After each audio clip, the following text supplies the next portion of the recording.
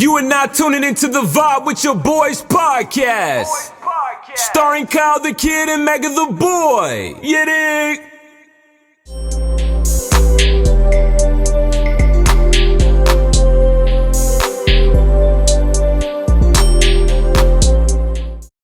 Let's see what Karen got going on.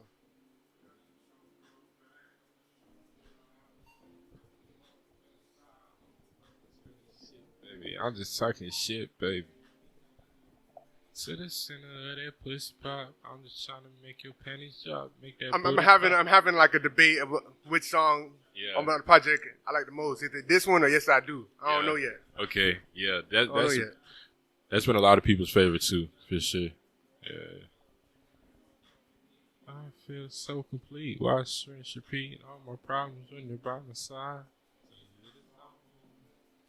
When you're right by my side, it's a stick up. Hello with a stick, it's a stick up. That should go from like late night riding vibe type thing to like a hit of aggressiveness out of nowhere type shit. Bro. Oh, bro. That's that versatility just from being from Broward, though. You know what you're saying? You can't help it. Put that thing in parking, back it up, back it up. Back it up. No, you got feelings for the kid while you acting tough. Little switch up real quick.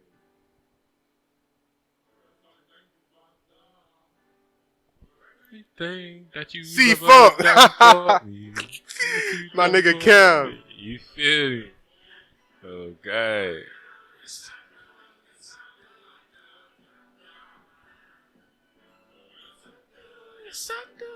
Nigga feel like going to a skating rink. I don't even skate. Can't even skate.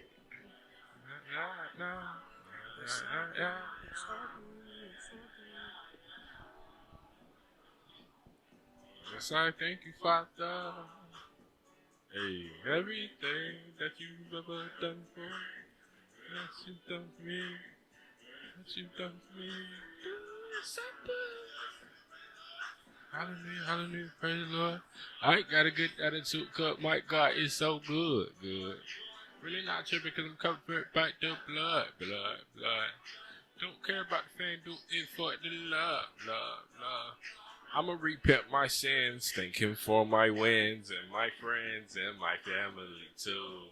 Don't be afraid to pray with me. Sometimes I get lonely, but I know the Holy Spirit stay with me. So I cross my T's and I dot my I's and I close my eyes. The sky. Pray to my Father. Yes, I thank you, Father. That you've ever done for me. Oh, yes, I thank you, Father.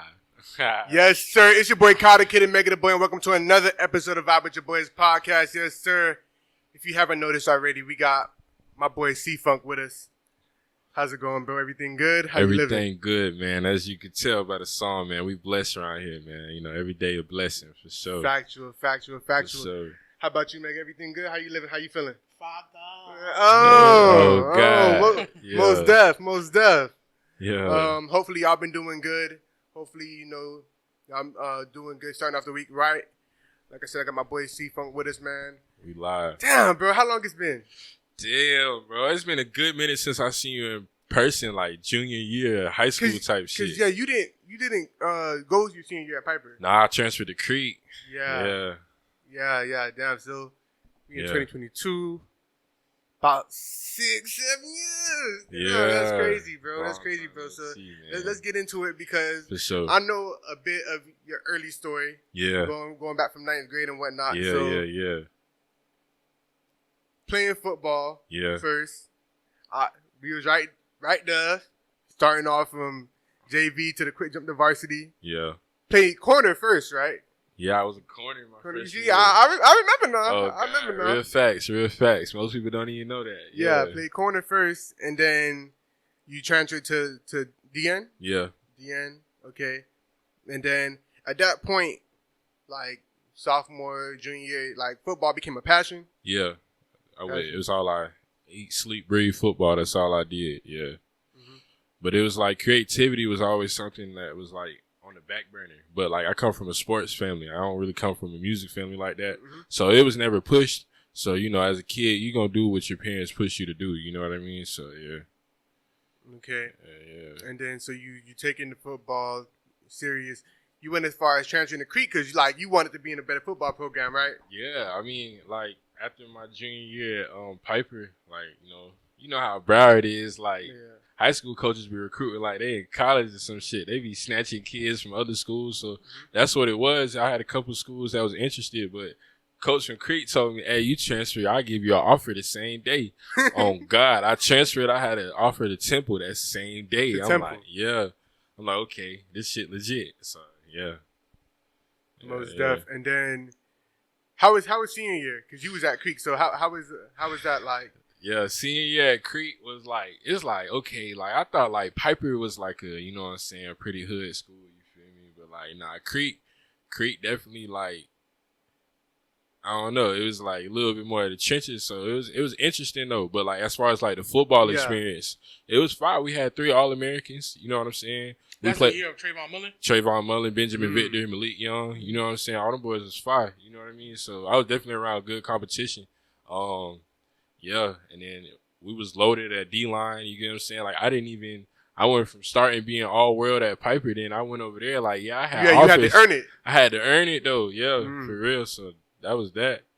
Yeah. And then from that to college, you went to Alabama A&M? Yeah. What? That's D1? Yeah, it's D1. Yeah. It's in the same, like, district as, like, FAMU, like, conference, not district, but conference is FAMU. But what were some of your other offers? I had an offer from Middle Tennessee, Temple, Savannah State, and I had an offer to FAMU. Why not Temple? Temple, so like I had got hurt in the middle of my senior year, so like they dropped, you know what I'm saying? On to the next one. You know that the recruiting shit cutthroat city, oh God. Yeah. Okay, real so life. How was, because at this point you've lived in Florida your whole life? Yeah. So it's a state up, but I know the culture is like totally different. So night and day. How's it going from down here to Alabama? Man, it's like, okay, so being in Alabama, like being down here, you driving around, you can go 15, 10 minutes without seeing a pure Caucasian person. You get what I'm saying? Especially if you're in certain areas. Yeah. Like, you know what I'm saying? Up there, it's like you'll be riding around the city for a minute just looking for somebody that look like you. You get what I'm saying? And then okay, you dead ass got to go to the poorest of the poorest parts. You know what I mean? Real life. I was in Huntsville, Alabama, but it was real life. Like, you know how like you got Broward and you got like Sunrise, Tamarack, different cities. It's a city called Whitesburg. You said Whitesburg? Whitesburg. I've never stepped foot in there. I bet y'all know the population. What the population like? Oh yeah. What the population like? Whitesburg. You feel me? Straight up. Yeah. So it's different. It's like. They're a little behind too, like as far as like. No, it's funny. This nigga said behind. You seen that trailer of is it Keke Palmer? Yeah. When like she was on a plantation to where like they thought slavery was still going on. Yeah. Yeah. So when you say behind, I'm like, they probably think it's still Jim Crow or some shit. Like, no, low key, because it's like, all right, so boom, think about it this way, like during the times of slavery, like. Especially in certain areas, if you was rich, you stayed in the mountains. You get what I'm saying? And if you was poor, you stayed in the valley on it. So it's like the rich people literally look down on and it's still like that to this day. You get what I'm saying? It's just no more slavery, but it's still you going up the mountain, you with the white folks. All the poor black people stay across the train tracks on that side. So yeah, it's real. But you know, as far as like the school or whatever, that was a cool experience. The whole HBCU experience type vibe. Oh, that's HBCU? Yeah, it's a HBCU. Yeah. Okay, so like the school itself, like you surrounded by black people. Yeah. Okay. But it's like once you leave that campus though, it's You were staying on campus? Yeah, I was staying on campus like my first 2 years, and then I had campus rules be kind of strict. You know, you start getting grown and shit. You gonna start doing grown folk shit. You feel me? Like, man, let me get a little apartment type shit. You feel me? Okay. So yeah. So, talk to me now. So you come in. Still playing DN. Yeah. Still playing DN. I was like a DN, like outside linebacker hybrid type situation. Okay, bet. So, how was that first year? First year? Let's run through the first year real quick. First year, first year, it was, them boys big, but it was like. And mind you, I don't know if you can tell this nigga about 6'5". Yeah. About what, 240? During the time, I was like 215, 220. 215, okay. Yeah. But yeah, them boys was big. But it's like, you know, that Florida speed saved me in a lot of situations. You know what I'm saying? So, yeah, they more big and strong, whereas down here, we more quick and fast. Yeah. You know what I mean? So, yeah. In the you know, when you in the trenches and shit, that's where that weight needed. But, like, you know, on the outside, it's like, okay, cool. Yeah, y'all ain't seeing me. I'm too fast for y'all slow at Alabama niggas on, bro. Yeah. Okay. So, like, you was playing freshman year?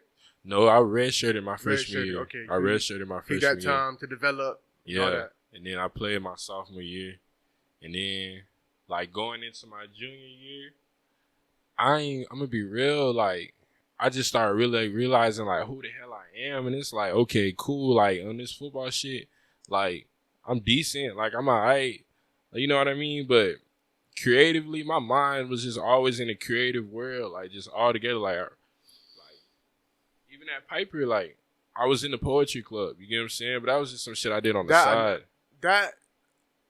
I don't think I peeped. Yeah. I don't think I peeped. Because I ain't advertised that shit for nothing. You feel me? It was just some in the closet. I'm in the poetry club type shit. You know what I'm saying? But, yeah, it's like, as I went to college and just started developing to, you know, the man that I really just was meant to be, it was like, yeah, I'm a creative. Like, in the creative world, I'm Michael Jordan. You get what I'm saying? Like, in this athlete shit, I'm Brian Scalabrine. You feel me?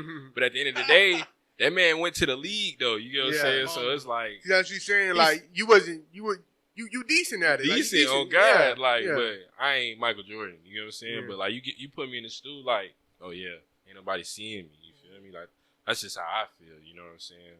Or just creatively in every aspect, music, film, anything. It's just where I was more natural at. You know what I mean? But yeah. God. Okay. So the game didn't walk away from you. You walked away from the game. I walked away from the game. Real life. I'm talking about, like, I had an Antonio Brown moment. Ain't gonna lie to you, bro. Like, hold on. Nigga, I know this nigga did not put Levante Davis. Wait, halftime? What you did, Cam? It was like, so we had 2-a-days. You know what I'm saying? Shit. We had 2-a-days.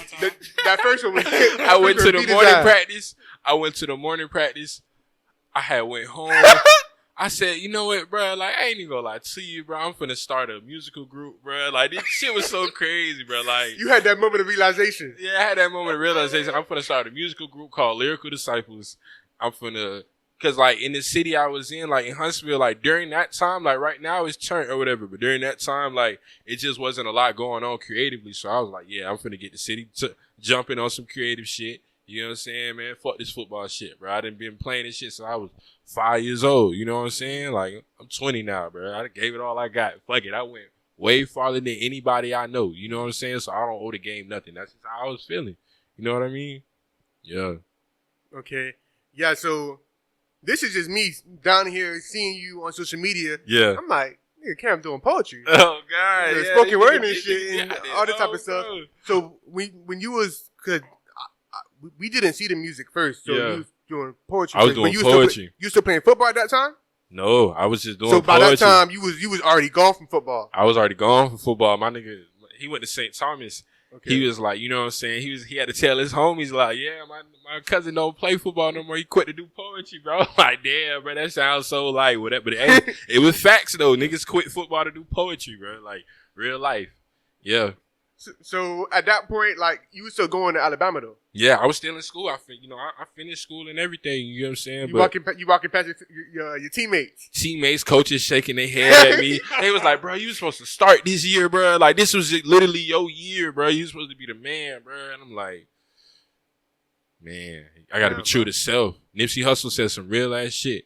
And that shit stuck to me ever since then. He said, would you rather be in peace with the world, be in war with your mind, or being, you know what I'm saying, peace with yourself and in war with the world? And I said, yeah, oh God, yeah, fuck it. Damn, that's courage, bro. Yeah, that's real courage. Real courage. That's like, courage. Real courage. It's like the semester before I went home, coming home, showing my dad my football highlights. And then I'm coming home showing my dad. Yeah, you know what I'm saying? I'm showing him my poetry stuff.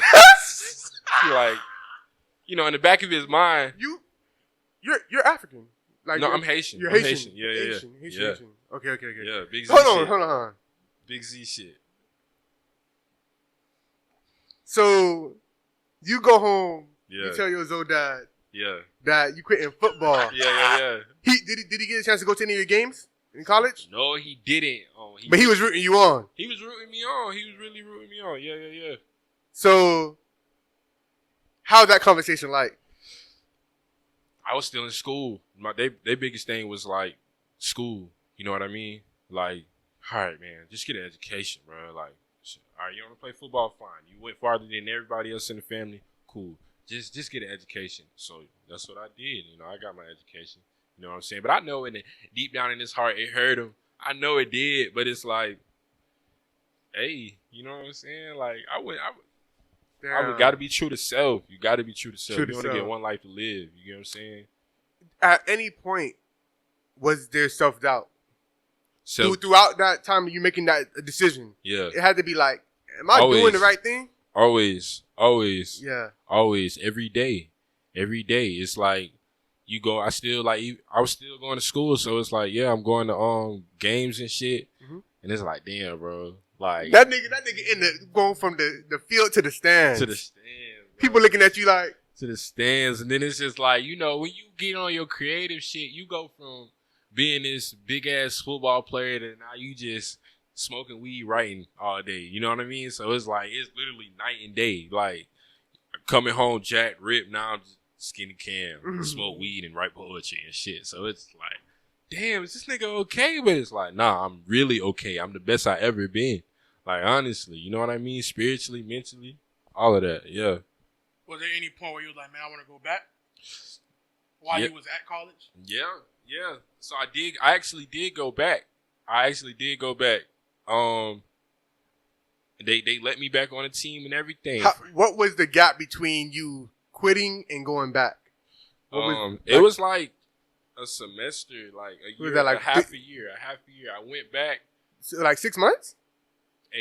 6 to 8 months. You get what I'm saying? So it's hell. I came back during the summer because, like, you know, it's like that's your first love. Like, you know what I mean? Yeah. You gonna double back. Yeah. You gonna double back, but I'm glad I doubled back too, though, because when I doubled back, it was like, yeah, I really don't want this shit. Yeah, I really don't want this, and it's like it's crazy because I doubled back to playing football, and then boom, first practice we haven't passed. They like, Jack Mark, get out there. Boom, sack. Boom, tackle for loss. I'm like, oh yeah, I'm that nigga. Like, yeah, I got it. You know what I'm saying? And it's just like, okay, cool. But at some point, it was just like, it still ain't what I want to do. Like, this ain't where my heart at. Like, I thank God for giving me this gift because I've been begging for this gift since I was a jit. Because as a jit, I was okay at football. When I started coming into my body and stuff, then it was like, oh yeah, now I could do this. But it was like, dang, like, I'm just on two different parallels. So, yeah. You on scholarship? Yeah, I was on partial scholarship. Not a full. That was the other thing, though, because if I was on a full ride, I would have thugged it out. Yeah. Oh, God, like, fuck. I ain't got to pay for this shit. But I was on partial scholarship. So you paying for something that you didn't have no passion? Yeah, for real. So. You watched the Kanye documentary? Yeah, I did watch the Kanye documentary. You was feeling that shit, huh? Yes. Yeah. Yes. Yeah, ain't no way he ain't feel it. Oh God, anybody that create anything or like you gonna feel that shit, yeah. Bro. And it was so funny because it's like my parents was watching it the next day. Your parents watched the Kanye documentary? Yeah, and it's like I don't know, like my mom she was riding in the car, she was like, yeah, it was so funny. It was like we was watching the Kanye documentary. It's like, yeah, this reminds us of our son. You know what I mean? It's like, yeah, your boy a genius. Fuck you talking about? Real genius. Hell yeah. Got you. Bro. So at that point, you doing the poetry. Mm-hmm. You had Lyrical Disciples then? Yeah. Okay. So you doing the poetry, did you say, okay, I'm gonna go into music eventually, or did it just start up, I'm gonna just be a poet? So like out the gate, when I went to school, my major was marketing. So if I always had it in the back of my mind, like if I didn't go to the league or nothing, I wanted to work for a record label. So I was always on the business side. So since I was in high school, middle school, I always studied people's come up stories, stuff like that, understanding the business side, understanding the marketing and everything. So I just wanted to I opened up a studio out of my crib. I was engineering and I was producing. And it was from... You taught yourself how to do that. I taught myself how to do that. So it was from just being behind the scenes, really just wanting to own. Lyrical Disciples started off in poetry. Then I wanted to like do poetry and have a label. So I had artists I was rocking with. They were talented, but it's like the everyday wake up and I'm an artist and I'm pushing my music shit every day. Everybody not trying to do that because it's extraneous. Like, it's like, damn, like I'm putting myself on the line to be judged every goddamn minute of the day. Like, you know what I mean? But it was like, inside of me, I ain't had no problem with that. So it was like over time, like, yeah, I started off just being a producer, just engineering folks, recording people for studio time, making money. And then it's just like I had my own time to really just develop my own sound and my own vibe. And then once I really got it figured out, it was on from there. Yeah. Got you. Okay. And then so the Lyrical Disciples, how many people like was in that group? Music wise? Music wise? Yeah. It was like a solid like 5-6 of us. Yeah. Yeah. Because I was like, when I would see like you posted the videos and stuff, I watched. Yeah. It was a few of y'all. Yeah. Okay, so is that still a thing now? Like group now, being that you relocated or? Yeah. You know, we always gonna be family. It's always love between them.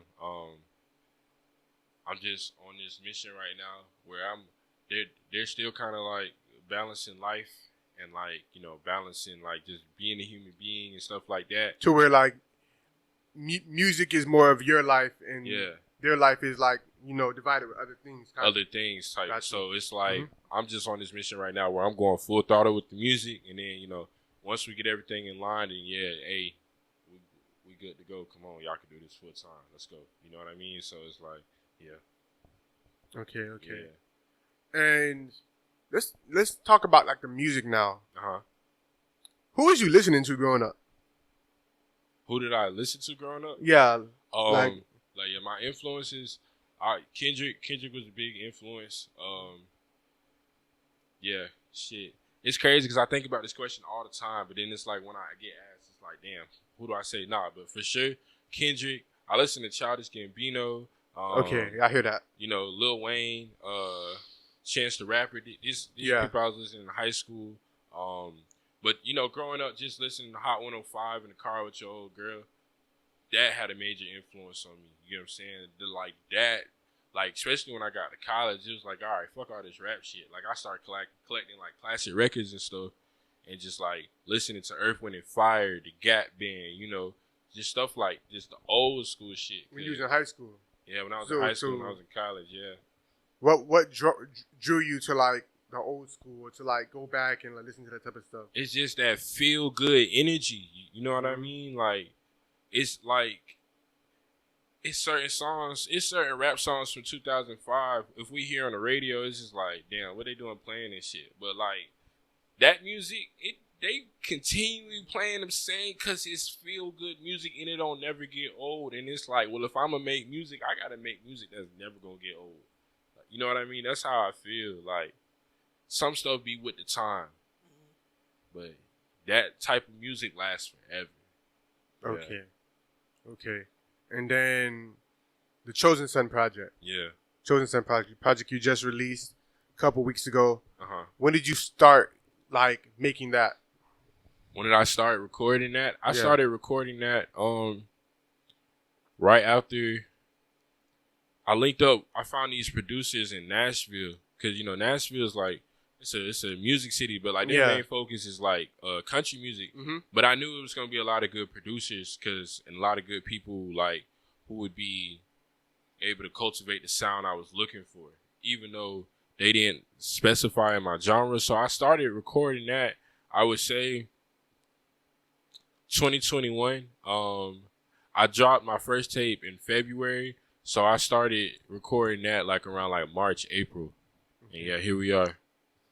And you say so you went and got the producers from Nashville, like yeah, the group of them.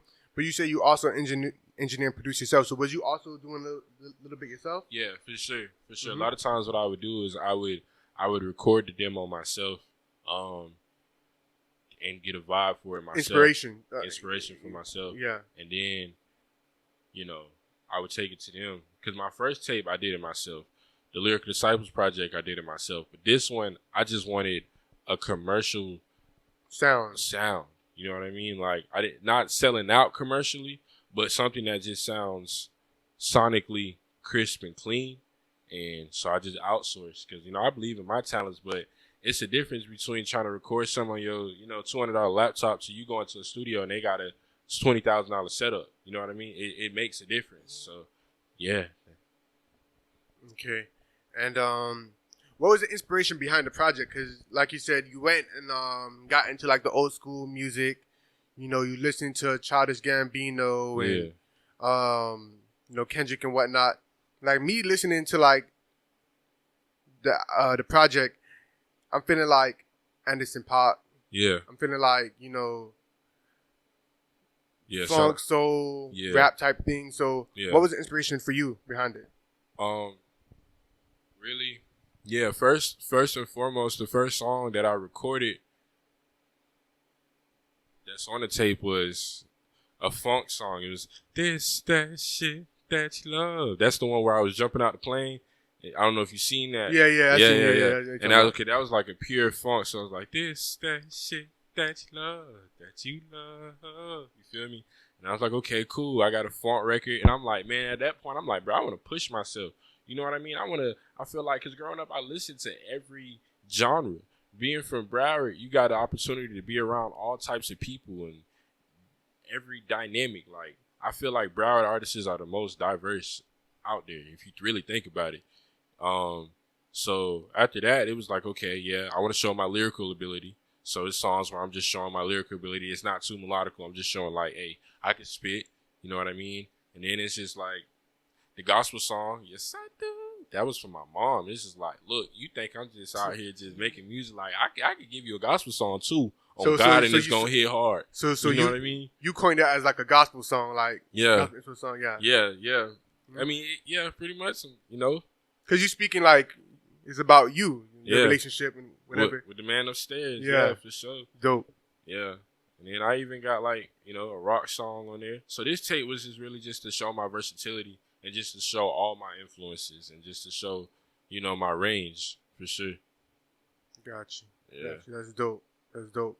And then as well with the singing and the harmonizing, like that's something that you felt like you just wanted to like implement in certain parts, or like how did that come about? Yeah. Just being in the studio all the time and engineering other people's voices and just playing around with stuff. It's just like, okay, like I'm not saying I'm Trey Songz or Michael Jackson or nothing like that, but I got a nice tone. Like I could create arrangements and melodies and stuff that would sound nice for people to listen to. So it's just like, why not try it? You know what I mean? Especially with all this, you know, equipment that have you sounding beautiful. You feel me? Good, great, all that. Yeah. So it's like, yeah, let's do it. Oh God, because that's what sells. That's what sells. You know, having a catchy melody, that's gonna sell all day, especially in the music market now. So it's like, yeah, gotta have some of that. Got you. Now, I would say the project is bold because, especially with what's trending today, it's not to say you're the only person making that, but it's rare, far in between. Like you may have a few people in the industry that's on doing that, and then you know everybody else that's trying to, you know, make it with that sound. So what made you not just want to be like, okay, I'm gonna hit him over the head with the hip hop, just straight hip hop, you know, vibe, spitting, me showing my ability first. Sometimes people try to get what's gonna catch the people on first, and then come show them the versatility. But what made you want to say, I'm gonna just come versatile out the bat with it? Cause, you know, I'm straight to the point. I don't beat around the bush now. I'm just playing like for real. That's just what felt natural. That's just honestly what felt natural. And I just felt like it's a saturated market in certain areas. So the best thing you can do is figure out how to stand alone and be in a lane of your own. You know what I mean? And I knew like coming this way, okay, it may not be for everybody, but it's gonna be for some people, and those some people that is for, they're gonna stick onto that, and I'll be able to create my niche market and have like that cult following, because that's really what you need as an independent artist. You get what I'm saying? Got you. Yeah. Got you. And with the project, you got like any videos coming up? Like, what's Yeah. your plans for it? Yeah. So, the money rolling in. I definitely been in communication with different videographers, local videographers, because South Florida got some of the best videographers right now. You know what I mean? Like dudes from other cities coming to shoot with our videographers. So that's dope. So it's just good to just have them right here in my backyard. You know what I mean? So yeah, we're definitely working on some concepts. So just be on the lookout for that. I got some real creative, different shit coming out. You know what I mean? Like as I showed y'all in the last video, I'm with the shits. I'm jumping out of planes and shit. So it's definitely gonna be some entertaining shit for real though. Yeah. Got you. And you got any more plans? Like any possible projects coming out this year you plan to, or it's like, how you feeling about it? Yeah, so like since I've been back home, I just been inspired just by buying my environment. So I got a mixtape coming out. It's a mixtape. I'm gonna have like a lot of features. It's not gonna be like an album or nothing. It's called Ghetto Funk. You get what I'm saying? It's gonna be like my vibe, but artists who wouldn't necessarily be on my vibe being on my vibe. You get what I'm saying? So it's gonna be cool because it's gonna be like artists that that y'all wouldn't expect to be on a song with C-Funq, but it's gonna be some dope ass shit. You know what I mean? It's gonna be like some ghetto funk, like some Outcast ghetto funk type shit. But I'm from Florida, like I'm a Florida jet at the end of the day. Feel me? Yeah. Bet. And as well, you into other stuff too, right? Like you wanna like film, direct. Like you got any other like ideas or plans for that type of stuff? Or yeah.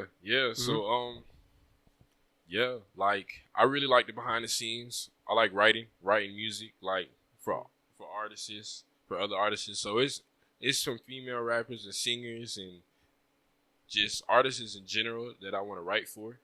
I have done ghost writing in the back because I feel like that's a way to open up a door for me. My ability to my pen, you know what I'm saying? Because a lot of artists that we know of, like Frank Ocean or like Lauryn Hill, or just different Alicia Keys, they write for other people, and it gives them an opportunity to, get their own platform. So that's really how. I definitely got plans to do that. What else? Doing as many interviews and podcasts. That's why I was bugging my man. I was like, get me on the show, man. Stop playing. He was on my ass, and it's not even anything like trying to push you out. It's just so difficult to find the time for. No, I'm already knowing how to go. So, I'm already knowing how to go, but it's like it's like because I'm an independent artist, artists who have labels and like management, they have somebody being annoying for them. You know what I'm saying? I don't got nobody being annoying for me. I got to be annoying my goddamn self. So it's like like, but that's a good thing. That's what it take though. Yeah. People make fun of this guy, DJ Khaled. Yeah. But people don't understand, like, DJ Khaled work his ass off. He do. Like, if you listen to anybody who talks about DJ Khaled, whether it could be like Jay-Z or Drake or people see them on the records, but the other side to it, DJ Khaled be annoying the fuck out of them niggas. Like, call you 3 times a day. Like, he'll go to where you at. Yeah. And like he be getting them records though, and them records be going number one. And it's not because like they don't want to give him the records. Those people are just so busy. Yeah, like doing what they doing. But DJ Khaled like, I'm trying to do what I'm doing. Yeah. So you know what? I'ma just exactly because it's like you can't take it personal, but it's like you'll hit somebody up, you be like blah blah blah, and they'll be like, oh yeah, let's do it for sure. But if you're not persistent about it, it's not going to get done. And it's not because they don't fuck with you. It's not because they don't rock with you. It's just because people got lives. People be busy. So sometimes it requires persistence. I learned that from selling cars. You know what I mean? Yeah. You got to, some folks, oh yeah, they be ready to come in and buy that car the same day. But some folks, they need a little push. You might need to call them the next day. Call them the next day, follow up. But they'll eventually come in and get that car though. God, and you folks eventually listen to your album. Or, all that. Yeah, persistence is the key, though. For real, anything. And consistency.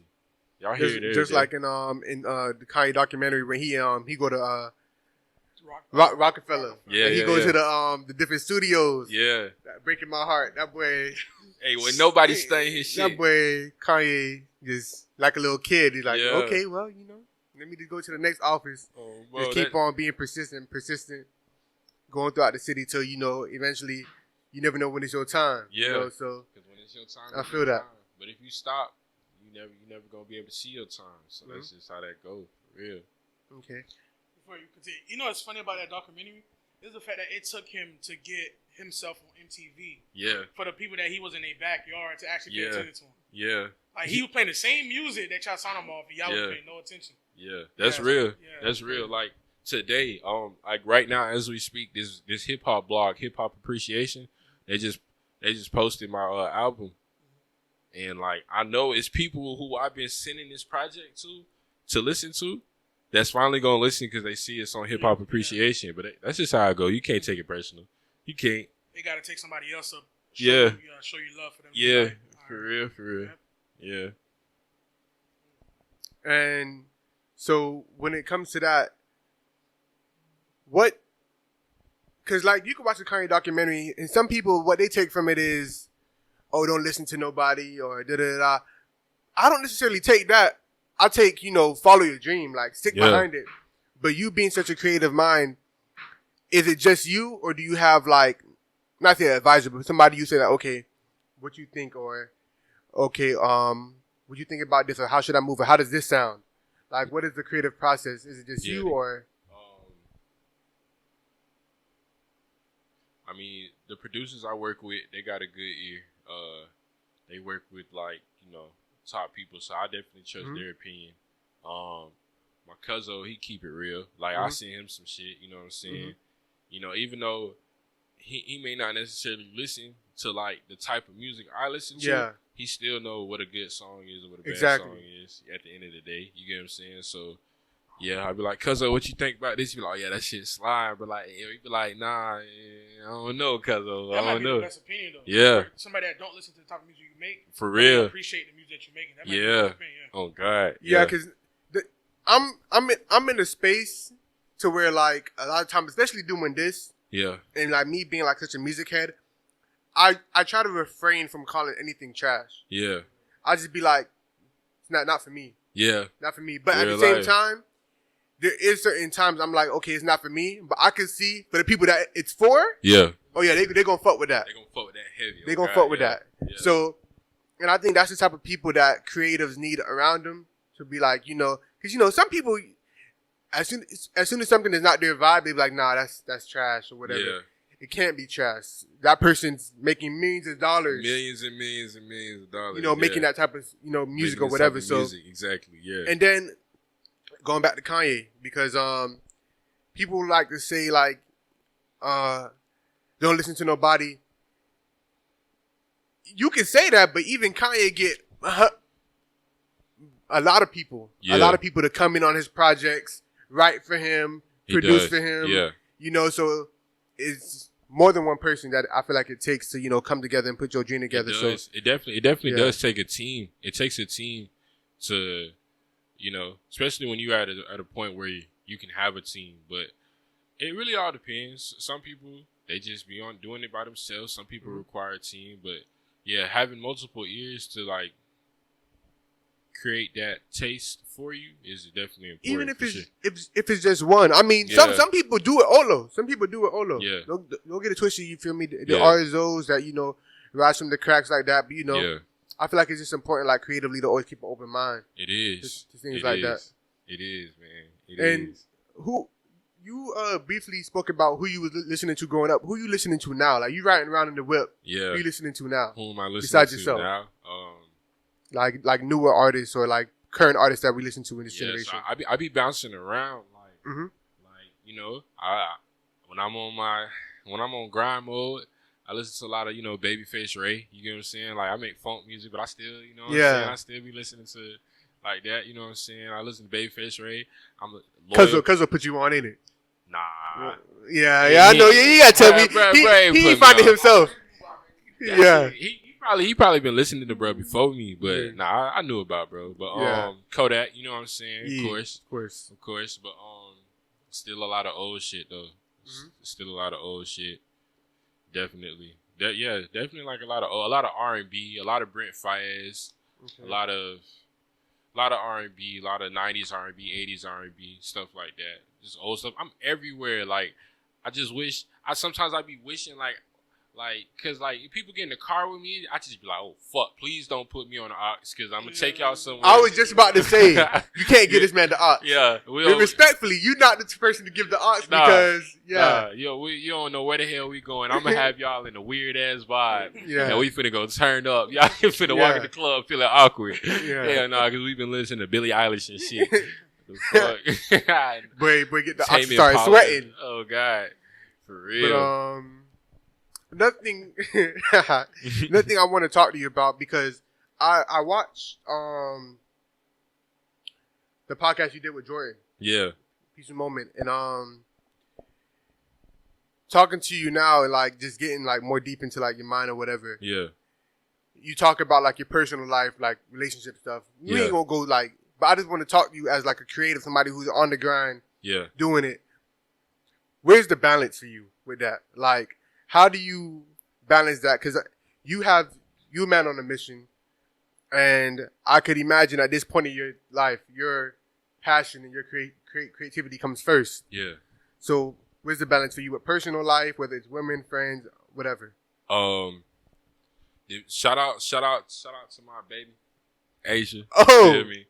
Nah, so like, or you got someone? Yeah. Okay. Oh God, real writer. That's really what you need. You need a teammate. You get what I'm saying? Like, got you. Especially when you're doing this type of job, you got to be somebody that want to see you make it more than you want to make it. Not somebody that's gonna treat your career like a burden. Because folks will, they'll treat your career like a burden, and they'll be like, like, yeah, I rock with what you do, but you always in the studio, you always doing this. Like, what's time for me? You know what I'm saying?